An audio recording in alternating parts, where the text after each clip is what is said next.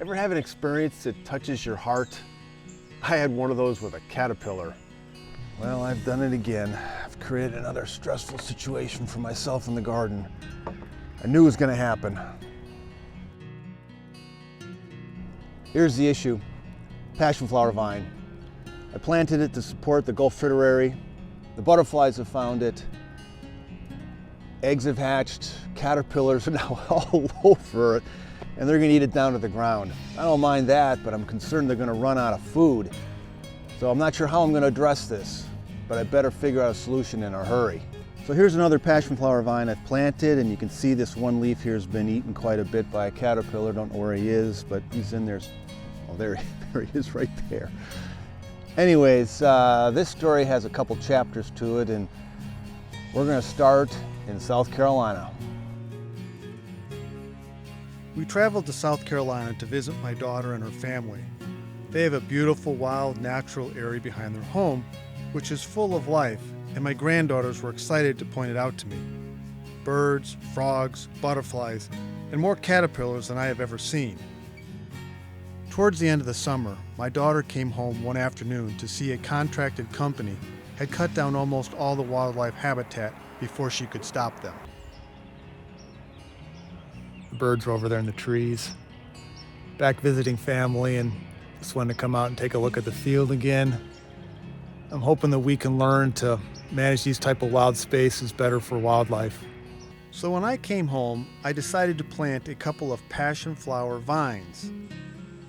I decided to plant the passionflower vine because it's the host plant for the Gulf Fritillary Butterfly. This vine has really struggled as it's been eaten by a lot of caterpillars, but it's also produced the most number of chrysalis. So I planted an additional 9 passionflower vines and let the battle begin between caterpillar and vine.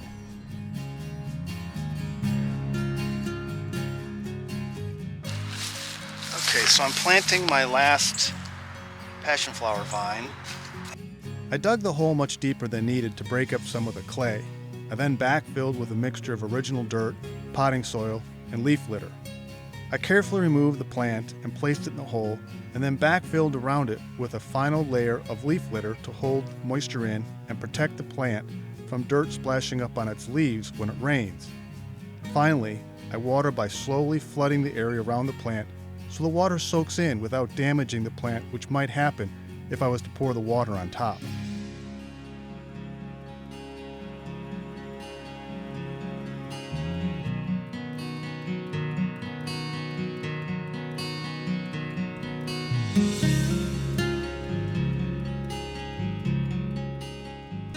My strategy's been pretty simple. Just plant more passionflower vine to get ahead of the caterpillar eating it, and it seems to be working. All plants have particular needs regarding sun exposure, amount of water, and soil conditions. The passionflower vine appears to have or accept a wide variety of conditions, although I did need to supplementally water to get them established.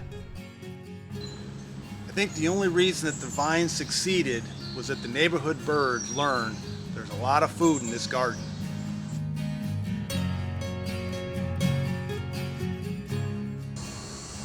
If every caterpillar turned into a butterfly, there would be butterflies everywhere. But only about 5% of caterpillars turn into butterflies. The reason is they're a very important food source for wildlife, particularly birds, as they are packed with protein and fats. So a balance has kind of been established between the vines, the caterpillars, and the birds, but I'd like more caterpillars to make it. So a couple strategies. One is, as you can see, there's not much vegetation around the vine.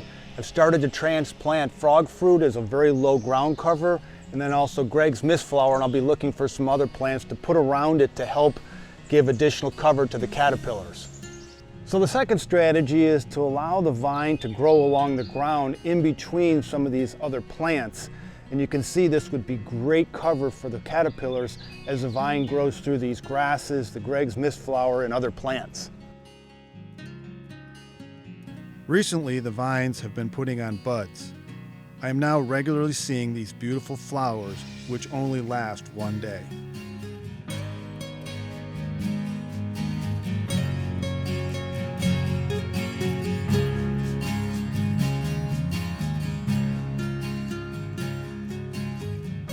see the destruction that could take place in South Carolina in just a couple of hours was very sad and frustrating. But to see the Gulf Fritillary establish its life cycle in my yard so quickly is very encouraging. Oh, look at the beautiful flower. A couple of them today. There's a sphinx moth visiting the Texas rock rose. He comes every morning, extremely hard to get a picture of. I've been thinking a lot about how do I encourage people to have host plants in their landscape, to have the joy of watching a butterfly's life cycle in their own yard, and having the satisfaction of knowing that they're having a positive impact for wildlife.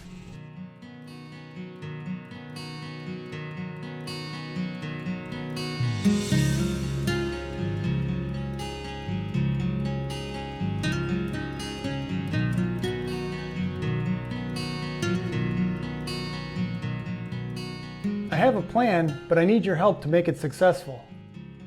There are 154 households in my neighborhood. I plan to put a flyer on the door of every household. I've come up with a draft flyer. It's 2 pages long and in color. So the basics of the flyer are, do you want to help butterfly populations? And this is specifically about the Gulf Fritillary Butterfly and the host plant, the Passionflower vine. And so what I've done is I've put my number on here, and it says that if you text me, I want a Passionflower vine, I'll come to the yard, we'll select a location, and I'll plant a Passionflower vine for free. So I do have some concerns about the flyer, in particular the section I've written on kind of prerequisites. It talks a little bit about lawn chemicals, misting systems, and blowing leaves out of beds and the negative impact it can have on caterpillars. Just not satisfied with that section, and I'll probably rework that a little bit. The other problem, I don't have any Passionflower vines right now to give away, but I am working on that. As the vines continued to grow, they started to peek over the top of the fence. The squirrels used the fence as a pathway and broke off the top of one of the vines. I used this broken section to see if I could propagate the Passionflower vine. I got 2 of the 3 sections of the vine to grow. After seeing the flowers, I noticed fruit growing. I am hoping to be able to grow some plants from seed.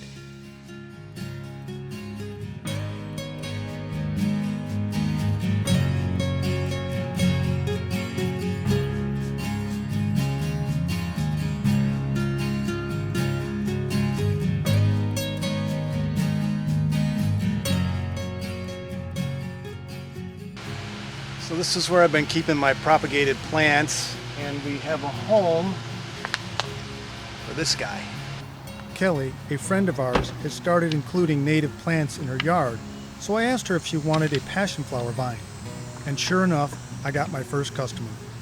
I hope this is the first of many customers of both Passionflower vines, but also other host plants.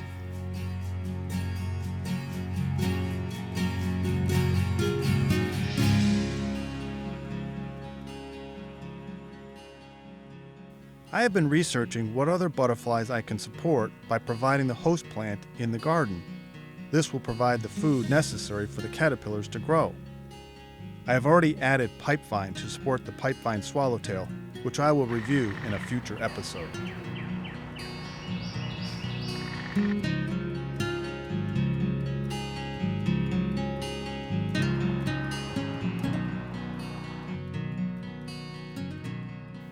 There are over 442 butterfly species in Texas. While I've seen maybe a dozen of these species in the garden, I want to try to support as many local butterflies as possible.